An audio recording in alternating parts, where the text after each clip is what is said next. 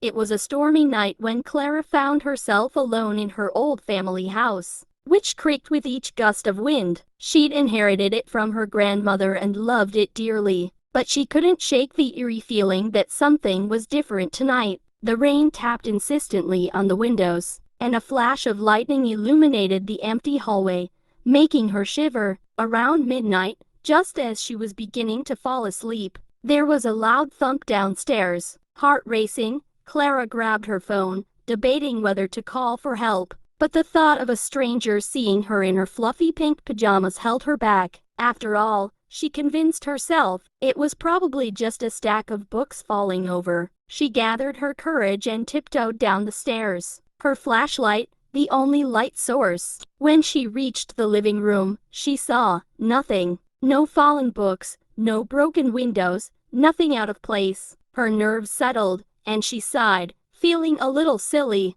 Then, just as she turned to go back upstairs, there was a gentle knock on the door. She froze. Who could possibly be visiting at this hour, in this weather? Clara took a deep breath and peeked through the peephole. There was a young man, completely drenched from the rain, holding what looked like a bouquet of wildflowers. He smiled, a little awkwardly, and mouthed, "Help." Against her better judgment, Clara opened the door a crack. "Can I help you?" The man looked relieved. "I'm so sorry for the late hour.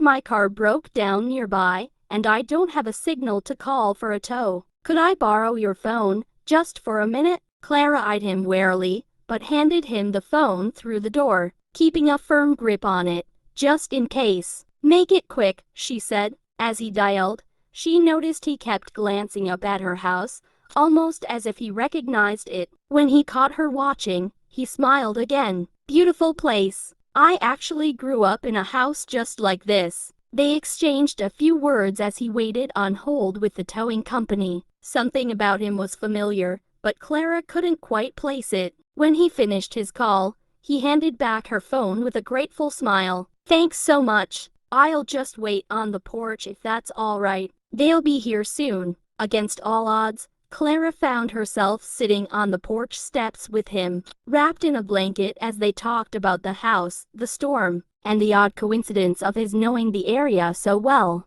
As the tow truck's lights appeared in the distance, he gave her one last smile and handed her the bouquet of flowers. "For helping a stranger out on a stormy night," he said, and then disappeared down the steps, never glancing back. The next day, Clara decided to learn more about her grandmother's old house. She combed through some of the documents her grandmother had left behind and found an old photo labeled "Summer of 1975." In the photo, her grandmother was standing with a boy, her childhood best friend, a boy with a familiar face.